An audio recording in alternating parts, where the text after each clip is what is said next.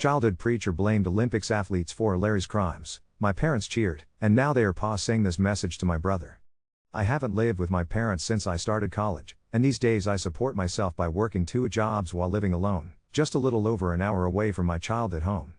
Despite the distance and my busy life, I always return for the holidays and special occasions like the Super Bowl last Sunday. My parents, intensely religious, expect me to stay over when I visit, but there's one ironclad rule: if I spend Saturday night beneath their roof, I'm obligated to attend church with the family the following morning. My mom insists nobody be left home when they are out, a rule I remember from childhood that somehow she still enforces even now that I'm an adult, and was surprised to find still applied to me.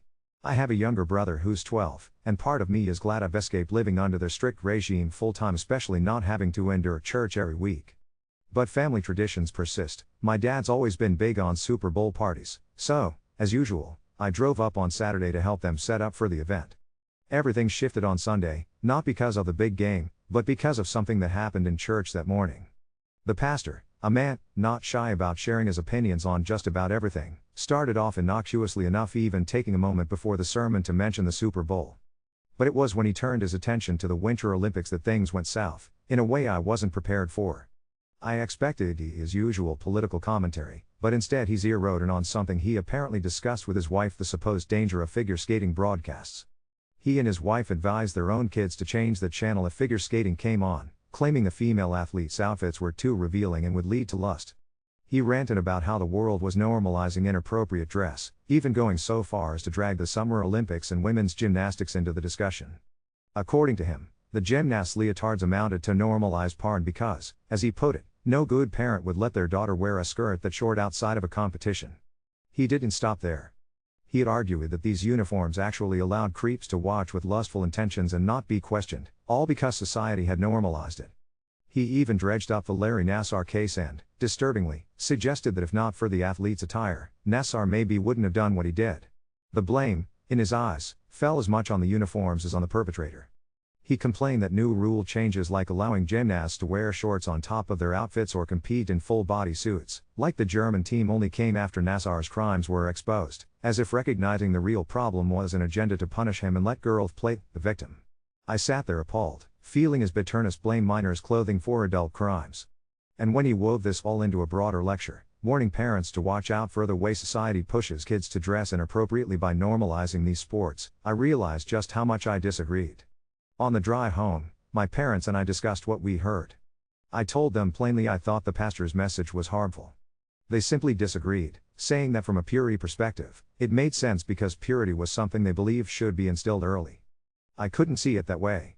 In my mind, purity should be a personal choice, not a parental edict delivered as soon as you hit puberty. I was dismayed, too, by how the pastor sexualized these sports and seemed to absolve men like Nassar by blaming uniforms instead of individuals, but my parents didn't see a problem with that at all.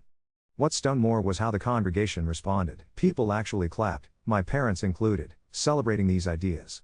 The whole thing soured my mood. My mom later mentioned her plan to inform one of our cousin's parents about the new gymnastics uniform rules, supposedly to keep her daughter safe, though I doubted her motives.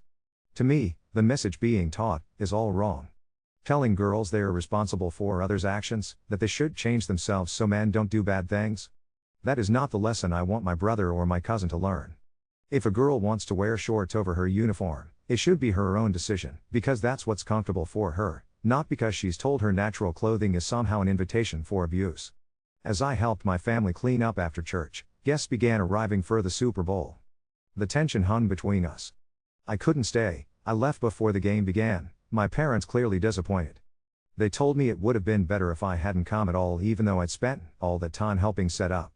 All I could think about afterwards, though, was a message being pressed on my little brother and how my mom plans to share it with my cousin. That isn't the example I want passed down. Update 1. My father called me for the first time since we last spoke at their home on Sunday, his tone just as cold and accusatory as in his text messages. He launched straight into telling me how disrespectful it was of me to leave early, even though they'd let me sleep over and I'd help them set up. Apparently, it was also a personal inconvenience for him to have to make up excuses about my absence to the guests. I told him again how disgusted I was by that sermon and their support of it.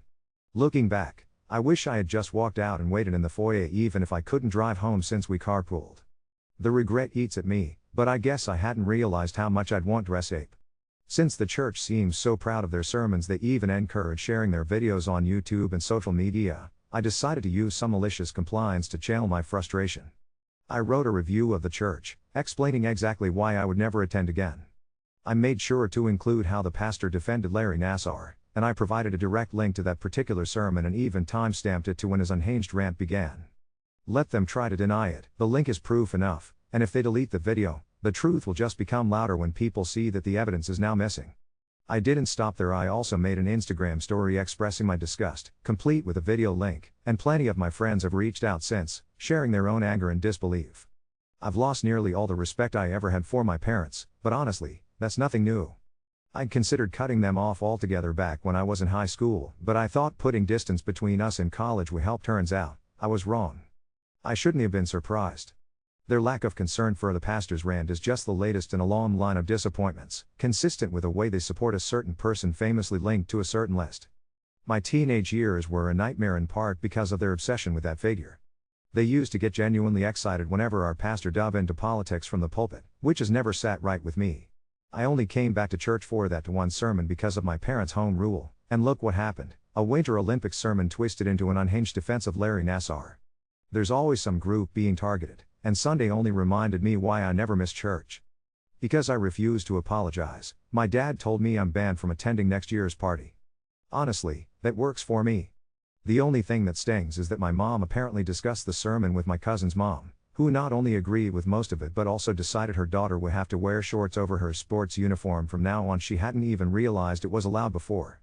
There's nothing wrong with someone choosing to wear shorts, but what kind of message is it when women are made responsible for the failings of creepy men like my pastor, who openly admitted he couldn't appreciate certain sports because he can't stop thinking about sex? I just don't get this obsession my parents and certain other Christians have with policing purity. My cousin's parents are also Christians, and they are planning to turn the channel when figure skating comes on, just like my parents do. I bet they'll do the same with gymnastics at the next Olympics. This attitude isn't even limited to televised sports. I remember as a kid, church pool parties had a rule that all girls had to wear key shirts over their bathing suits. Meanwhile, these same people think nothing of going to public beaches where no one wears t-shirts to cover up. The hypocrisy is ridiculous, and I'm just done trying to rationalize it. I'm ready to go low contact for my own sanity. No Christmas, no Thanksgiving, no more family get-togethers at their place. Maybe that's hard for my younger brother, and I wish it weren't. But right now, I need to put my own mental health first. Update. 2. For the second time on February 22nd, my younger brother tipped me off that the pastor had brought up the Winter Olympics in his sermon. We finally got to talk over the phone, and I explained why I found the pastor's message so harmful. My brother already knew where I was coming from. He's a sharp kid, and very aware of how our parents are. He told me the pastor went on another tirade, before even starting the main sermon, ranting about the Olympics yet again. I decided I had to see it for myself, so I found the church's YouTube video. This time, the pastor's target was the figure skating gala that happened on February 21st. According to him, the event was inappropriate, even more so than the regular competition. He complained about the lack of strict rules, calling it more unhinged, and said he couldn't stand the non-competitive costumes. He insisted the gala wasn't suitable for children, and even singled out Alice Aliu's routine as a bad example. What really got to me was this: just 2 Sundays prior, the same pastor had told the congregation to change the channel if figure skating came on TV, yet in the next breath, he admits to watching the supposedly inappropriate gala himself. I couldn't resist calling my parents. I wanted to see how they'd react to the blatant hypocrisy. As usual, my dad had a ready answer. He told me the pastor had an obligation to inform the flock for their well-being, comparing it to how parents sometimes screen movies before letting their kids watch, just to make sure it's appropriate. But here's what I really believe happened: either the pastor felt guilty about being aroused by figure skating and twisted the narrative to shift the blame onto the world, making himself appear righteous by projecting onto the congregation, or his wife caught him watching it and he scrambled to rewrite the story to save face. He's telling on himself, but he's clever enough with his spin to get away with it.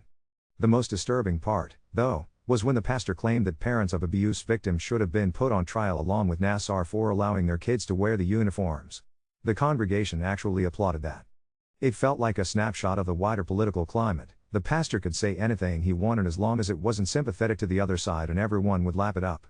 Some people treat pastors the same way they treat certain politicians, like untouchable figures, beyond reproach, worthy of blind loyalty. When I told Dad I didn't want to see him for a while, he said that I don't understand the concept of how an argument works. I pressed him to explain, and he told me arguments happen when someone has a dog in the fight, something personal, like a disagreement over a boyfriend or an issue that directly impacts them. Apparently, since no one in our family has ever done gymnastics, he can't understand why this hits a nerve with me. He told me it's just a front for something else.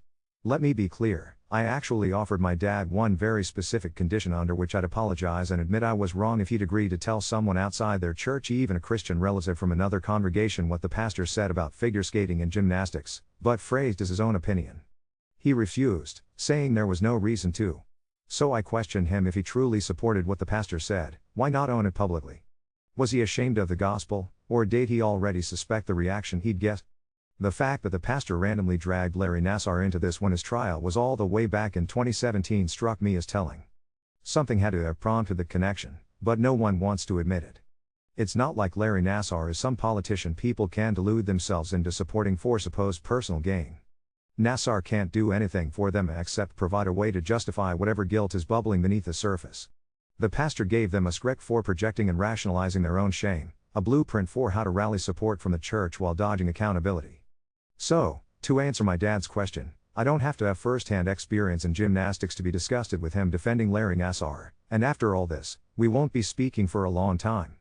Update 3. I wasn't at all surprised that my dad didn't take it well when I started distancing myself, but I never expected him to go as far as airing out our family's dirty laundry to the rest of the relatives. Yet that's exactly what he did.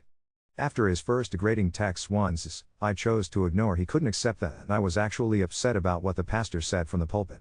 To him, there's no way I could have any legitimate reason to be offended by Nassar, since, in his mind, I had never done gymnastics nor even known anyone who did. He kept prying, badgering me about the real reason I was upset, no matter how many times I repeated myself. When I refused to budge, he escalated everything by dragging our private conversation out to family.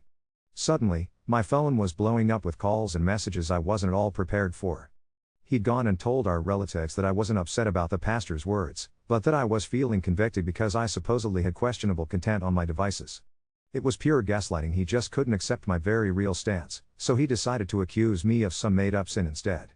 I scrambled to explain the entire story to family after family member, but some just didn't want to hear it. Some outright refused to believe me, convinced I was being disrespectful to my parents. Eventually, I got fed up with repeating myself, so I made a Facebook post. I laid it all out, from start to finish, even dropping links to the pastor's sermons and included timestamps for his hateful rant. Even then, negative comments came in from relatives, some of them Christians, siding with him and doubling down. Since then, I've tried calling my parents, but they won't answer. After they started spreading rumors, I tried to reach out, but after being ignored, I decided I'm done. There are a handful of more understanding relatives, thankfully, but mostly this whole thing has snowballed way out of a personal matter. I never thought disagreeing with someone who's defending Larry Nassar would suddenly become a controversial, divisive stance, but apparently that's what it is according to my parents and other right-wing relatives, most of them reaching out only on his behalf. What really gets me is the hypocrisy. If my dad genuinely believed I had questionable material, he'd have answered my calls or, I don't know, made a report. Instead, he's turned this into high school-style gossip and gotten the rest of the family involved, all for the sake of getting them on his side. He knows it's BS. This is all about getting attention, gathering support, and playing the martyr. This whole experience really opened my eyes to how easily people excuse Mr. List types. The pastor, like the president, enjoys a weird sort of immunity where he can say anything, even defend monsters like Larry Nassar, and a congregation just swallows it. When people like that go unquestioned, their transgressions become minor footnotes, or worse, completely ignored. So now, apparently, I'm the crazy one, and my blocking list is getting a lot longer, starting with my parents. I'm looking into legal advice like my friend suggested, just in case my dad keeps escalating and things really get out of hand. For now, though, I'm done. Update 4. I woke up to 3 messages, one from a friend, one from a former youth group kid I barely remembered, and one from my cousin, each a broken link to the sermon I'd timestamped. Video unavailable. Just like I said would happen if they ever decided to erase the proof. The channel had gone dark overnight, every sermon was switched to private. Within hours, a clarification post went up on their Facebook. The pastor had been taken out of context, and he had never defended abuse, and anyone spreading rumors was a tool of the enemy. No admission that he dragged Nassar into the message twice in 1 month. No clip to back up their line about context, just a wall of righteousness and a comment section full of amen. It would have faded into that usual fog of selective memory if people hadn't saved things. Someone I don't even know who had screen recorded both sermons and stitched the pastor's Nassar quotes back to back, and suddenly my DMS were full of people I hadn't heard from since high school. A mom from my old church sent me a voice memo with her dishwasher humming in the background, apologizing for clapping that first Sunday and telling me she'd pulled her daughter from youth group that night.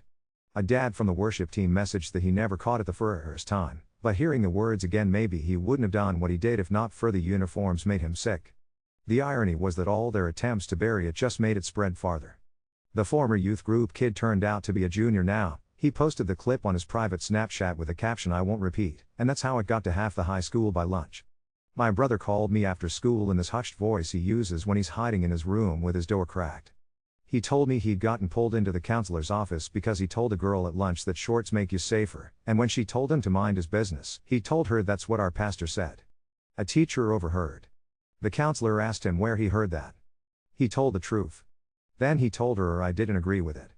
He said her face changed when he said my name. She knew me from when I volunteered at the boat fair that year after college and brought donuts. She didn't lecture him, just told him that nobody's clothes are an invitation and that safety never depends on a hemline. He liked her, I could tell, because he repeated that part exactly, like he wanted me to hear it the way she said it. My parents found out that the counselor had called and blamed me for poisoning him against covering up. They took his phone. He still called me, on his iPad, through an online game. He told me that Wednesday night, the pastor did another pre-sermon bit, this time about wolves among the sheep, and said there was a young woman sowing division, and anyone following her online is endorsing slander. They didn't say my name, but they didn't have to. The youth pastor told the junior high group to audit their follows, a real-life unfollow the enablers of sin challenge. My brother said some of his friends dropped me. He didn't. He said he'd delete Instagram before he deleted me. He's 12. He whispered it like a secret plan. By Thursday, a reporter from the local station had emailed me. Someone had forwarded her my Facebook post and the stitched clip. She wanted to know if I'd go on camera. I said no. I sent the archive anyway. She promised to blur names. That night, I watched a 2-minute segment between an insurance commercial and a weather map. Local church under fire after comments about figure skating, the headline said. They rolled the audio of the pastor's voice without showing his face. They showed the list of countries that allow full-body suits in gymnastics. They showed Alice Aliu landing a triple and smiling. They emailed the church for comment and got the same line about context. The reporter ended the piece with parents in the congregation we spoke to were divided. I knew at least 2 of the voices they used, one of them was the dishwasher mom. That's when the letter came. A guy in a windbreaker buzzed my building and handed me a manila envelope like I'd ordered it. Cease and desist, in bold, with the church's crest at the top and a law firm's name beneath it. It accused me of defamation and harassment, and gave me 48 hours to delete my posts and refrain from further commentary. They attached a transcript of the sermon for reference, which would have been funny if it hadn't been so gross. Page after page of the very words they claimed were out of context, printed by their own hand. Reading your childhood pastor say maybe he wouldn't have done what he did in 11 Times New Roman on your kitchen table is a particular kind of surreal. I stuck the first page to my fridge with a magnet shaped like a pineapple and made dinner. The absurdity of being threatened for quoting a man who hands his own recordings to YouTube was almost too on the nose. My dad texted me that night to tell me he hoped I learned a lesson about slander, and that the law was now involved. He also asked again if I had anything on my devices I needed to confess before it came out, which made me laugh out loud, because of course he'd say that right after, pretending this was somehow official. When I didn't answer, he called my landlord. Yes. My landlord. I only know because the office called me the next morning to let me know a man claiming to be my father had tried to reach my unit to deliver legal paperwork, and to remind me that solicitors aren't permitted. I told him very calmly that it wouldn't happen again. Meanwhile, my cousin's team had their own drama. Her mom insisted on the new shorts always rule and started telling the other parents on the bleachers that they should be doing it too, like it was a secret safety hack they were all stupid for missing. The coach pulled my cousin aside after practice and told her the shorts were fine if she wanted them, but her mom couldn't tell the other girls what to wear. That night, my aunt posted in their team group chat about a sexualized agenda and got politely told by 3 separate parents to stop. By Friday, my cousin wasn't at practice. My aunt had pulled her. My cousin sent me a single text from an unknown number, just I didn't want to quit, and then nothing. I stared at my phone long enough to watch the time flick from 11:59 until 12 p.m. The Sunday after the news piece, the pastor did what he always does when he's cornered, he smirked it off and doubled down. The church posted a stream of him taking the high road while repeating the same ideas more carefully. He didn't say NASA this time. He said predators. He said we must protect our kids. He wagged his finger at fake media and people hungry for attention. He told parents to guard their homes and their televisions, and said that modesty will always offend the immodest. The crowd stood and clapped again. The camera panned, briefly, and my mom's hair was right there in the middle row, bobbing as she stood.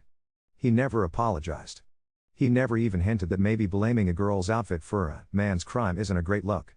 He did, however, quote himself from the clarification post, which would have been almost poetic if it weren't so pathetic. I spent that afternoon at my little apartment with my blinds open in the quiet of a town that doesn't know me. My brother pinged me through the game again. He sent me a picture he'd taken of a handwritten page from school, a list of people he admired in sports, title scrolled at the top in pencil.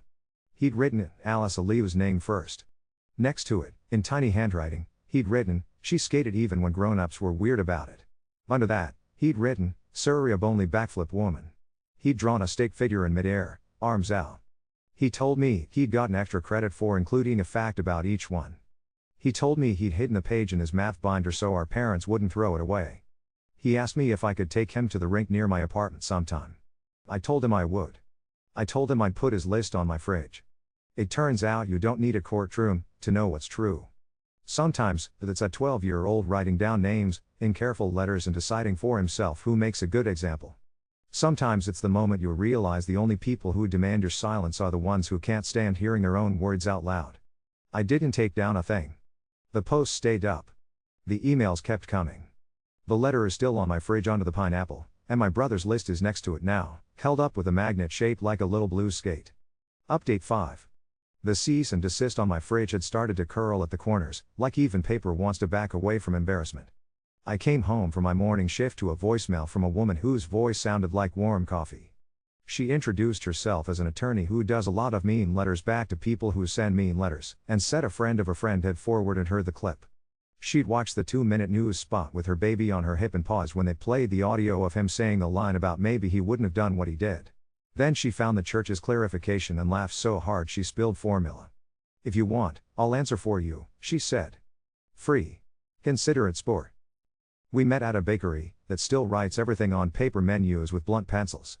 She had a laptop with a chit missing out of the corner and an email already drafted to the church's law firm that used the words truth as a defense and public interest and anti-slap with the kind of quiet glee only a person who likes footnotes could have. She'd attached the very transcript they'd mailed me and highlighted the parts that made my stomach twist. I love when they send me my exhibits, she said, and put a sticky note on the last page that just read Chef's Kiss.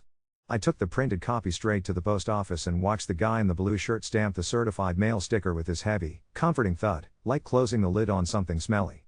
I walked home with a receipt in my pocket like a tiny paper shield and stuck their demand letter back up under the pineapple, next to my brother's list of names. At 10 that night, someone pounded on my door. It was the kind of knock that exists in movies right before a bad plot turn. 2 officers stood there with their hats in their hands and eyes already apologizing. We got a call, one of them said carefully, that you were threatening to harm yourself.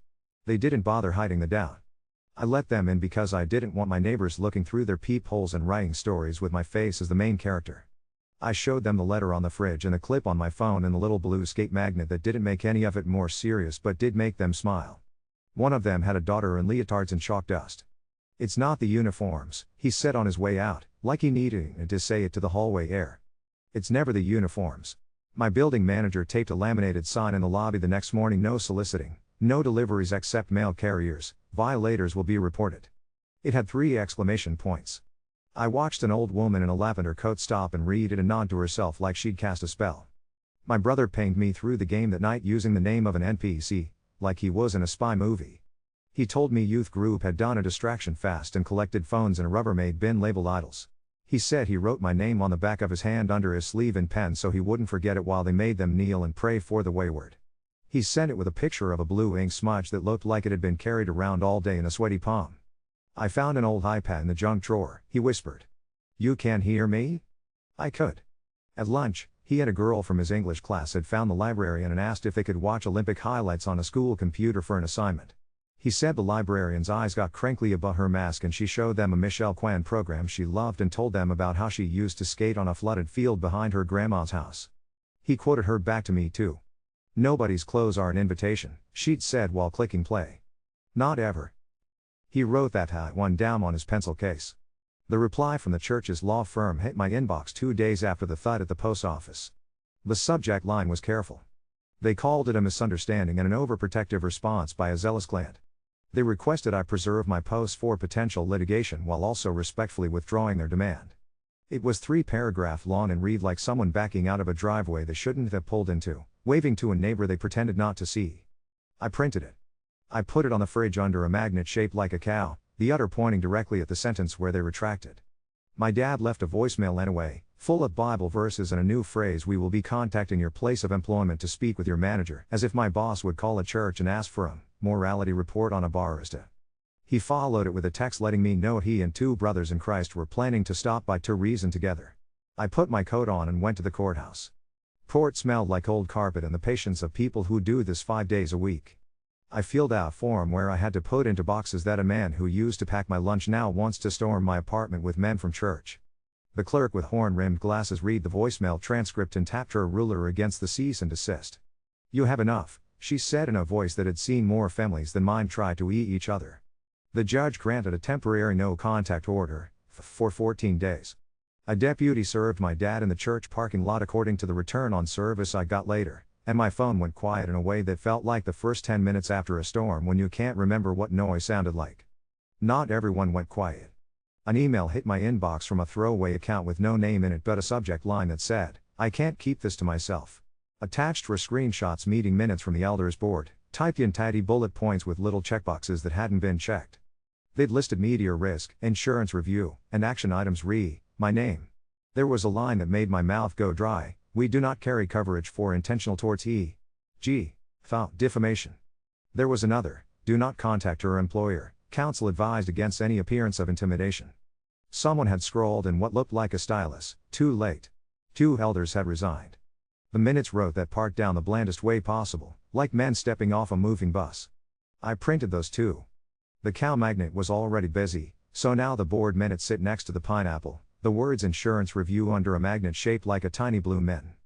My kitchen looks like a lawyer's office if a 5-year-old designed the decor. At my job, a man with a church bulletin peeking out of his back pocket tried to slide gospel tracts across the counter at me instead of a tip. My manager, who wore her hair in a messy knot and always smells faintly like cinnamon, picked up the tracts and put them back in his hand. "We pay her in money," she said flatly. The milk steamer screamed. He left muttering something about Jezebel that didn't land the way he wanted it to under the noise of oatmeal foaming. My cousin showed up in my town by accident that wasn't an accident. There was a district orchestra event at the high school down the street from my apartment and she texted me from a number I didn't know to say her bus was late leaving and could I come stand by the sidewalk just to be near her? I went. She had her violin case strapped crossbody and her eyes were bright in a way I remembered from when we used to make blanket forts at my grandma's. She told me her mom had ordered a stack of modesty shorts and started making her try them on in the living room like a parade. She told me she quit the team and still wakes up on practice days with her body buzzing like it forgot to tell her brain it's over. I had a snack in my bag because I'm always someone's older sister. I gave her a granola bar and a pair of teal spandex shorts I'd picked up at a thrift store because they were her favorite color. "Only if you want them," I said. She tucked them into the velvet-lined top of her violin case where her rosin lives, like they were fragile and musical. I walked her to the door of the bus and waved to the chaperone who watched me like a hawk and a neighbor at the same time. On Sunday, the stream panned the same way it always panned, and the same hair in the same row bobbed like a metronome. The pastor didn't say Nassauer. He didn't have to. He repeated predators until the word sounded like a metronome too. "Guard your homes," he said, and my mouth missed the taste of the cinnamon roll from work because I wanted something sweet to cut the metallic aftertaste of that sentence. Halfway through, the camera caught something the guy didn't mean for it to catch: a row of girls in track warm-ups holding hands, shiny gloves on their fingers like they'd come from a rink, faces forward and blank as stone. They stayed seated when everyone else popped up to clap. One of them put her chin on her fist. I recognized one of the gloves from our pro shop downtown. The rhinestone pattern doesn't repeat exactly. Someone sent me a photo an hour later of a handful of those gloves on the dasher board at our rink, fingers up like little flags. "Post-church skates," the caption said. In the video that followed, My brother slid into the frame with his arms out and his eyes as wide as the first time he saw snow stick to the ground. He was holding on to the wall so hard his knuckles were white. 30 seconds, he yelled into the camera like he'd just broken a world record. I didn't fall for 30 seconds. A pair of men from church still showed up to my building even after the order. They didn't make it past the lobby. The laminated sign did its job, and so did the security camera, and so did the deputy with a tired voice I could hear through the intercom saying, "Sir, look at me. Read the paper in your hand." I listened barefoot in my kitchen and put my palm flat on the cool of the counter because my hands were shaking. My phone pinged. It was a lawyer from the bakery. Saw the retraction. If they send you anything else, forward it. Also, there's a Publix gate at 7 that plays throwback pop. Go breathe cold air. I went. The rink smelled like refrigerated penas and cheap nacho cheese.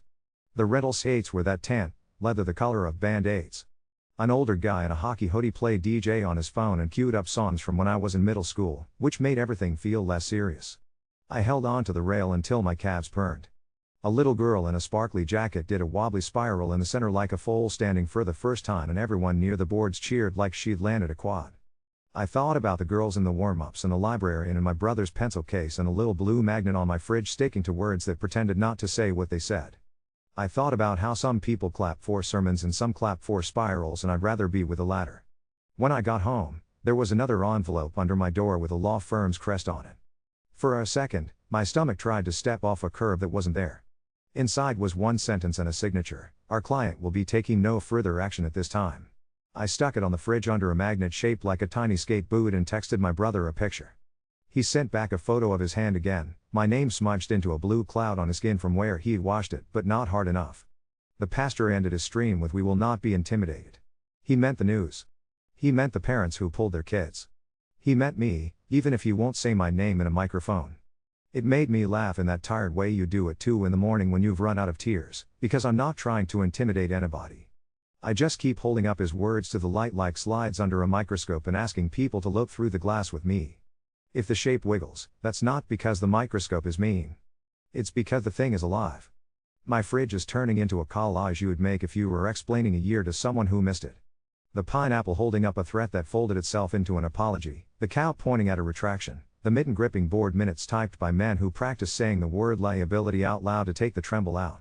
In the middle, a 12-year-old's list in pencil, careful block letters naming people who jumped anyway. I bought a pair of used skates off Marketplace that barely look used at all. They are in a box under my bed, wrapped in newspaper that left the weather page on my palms. I don't know when he'll get to use them. Maybe it'll be a week from now. Maybe it'll be when he's 16 and can sign his own permission slips. There's a sliver of a scuff on the toe where someone else tried a toe loop and missed. I ran my thumb over it and felt ridiculous for how proud I was of a mark I didn't make. He pinged me one more time before bed through pixelated snow and digital trees. The librarian says our ice is just water behaving, he wrote like it was poetry. Can I come when it behaves near you? I told him yes. I told him there's a Publix skate on Saturdays with hot chocolate that tastes like sugar and cardboard, and that if he wants, we can both hug the wall the whole time and call it victory. He sent back 3 skate emojis and 1 storm cloud. I stuck my phone on the counter next to a letter with a signature worth less than my pineapple magnet and went to sleep to the sound of the building settling and the knowledge that sometimes the only thing you have to do is keep saying the quiet part out loud.